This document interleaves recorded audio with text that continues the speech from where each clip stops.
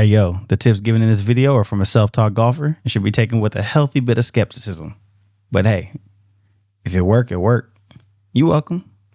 Yo, what up, y'all? Welcome back to another video, man. And today, I'm gonna hook y'all up, man. I'm gonna give y'all the one video you'll ever need, especially if you're a terrible chipper around the green. I'm gonna take all the variables out for you. I'm gonna show you the one thing you need to do to make you a better chipper overnight. I'm talking about 3-4 strokes off your next round. If you practice this for about 30 minutes or so. Without further ado, man, let's get to it.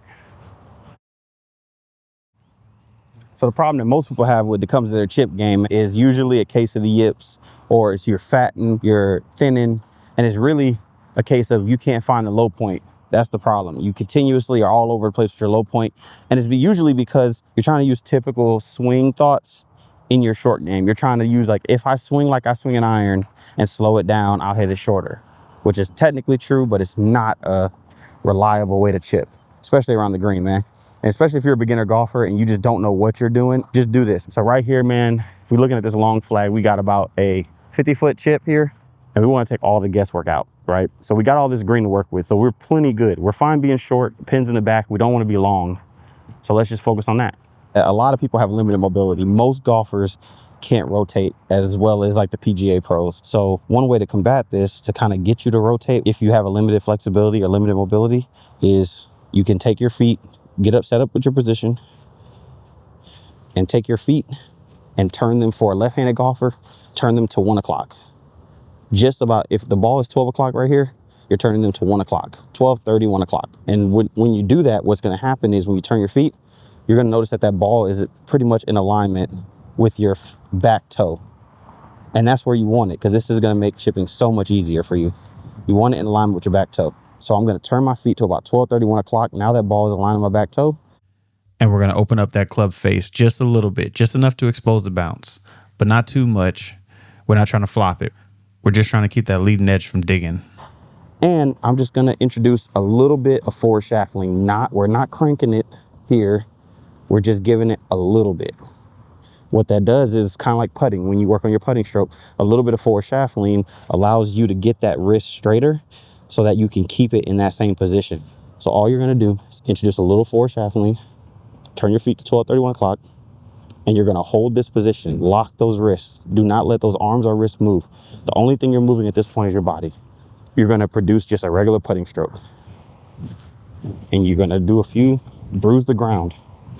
Feel that bottom out point and touch the ground on a few strokes. And when you step up to the ball, lean, here, putting stroke.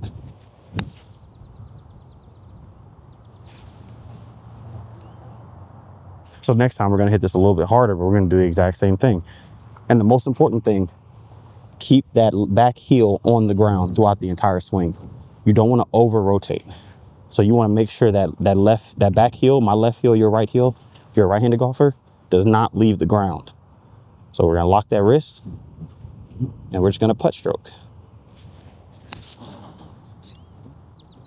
And you see, I even hit that a little fat, but it still ended up 8 feet away. Well, that's a 50% chance of a one putt for a PGA pro. I mean, you're not a PGA pro, so you're probably two putted, but still, you're on. All the damage is done.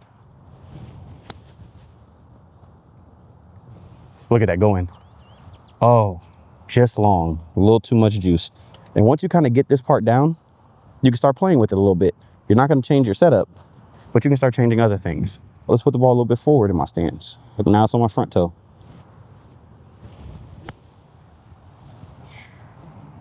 A lot higher. What if I want that ball to have more of a draw spin, right? I can take my grip, put the ball in the middle, turn my feet, and I want to take my back foot, bring it a little back. You see how it's kind of, my body's kind of angled a little differently now? It's leaving a little more room for the club to come in and out. So I'm not going to change anything. I'm just going to change my foot position, and I'm just going to hit it same way. Now I want a little bit of a fade chip. So I'm going to set up middle of my stance, turn my feet 12:31, and bring my back foot forward. Look at that. There we go. So much better. Keep going. Oh yeah. Give me a little more room to come in and out. And look how straight of a shot. Ooh. That was nice. That would have been really nice.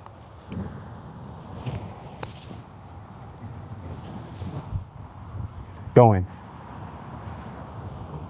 Now, before you hit any chip, I want you to always step a few inches behind the ball and take a few practice putt strokes and see how the turf reacts. If that club glides right through,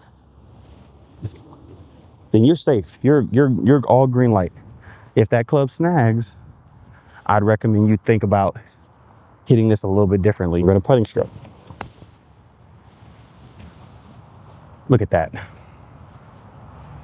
That's in gimme range. That's within 3 feet. Every time you'll get on. That's all I got for y'all, man. Hey, if you found this video helpful, go ahead and hit that like and subscribe button and hit the bell so you get notified every time we drop a new video. And let me know in the comments, did you like the video? Did it help you? Do you have any tips to share with me? Maybe it can help my short game? We in this thing together. Until next time, y'all. Peace.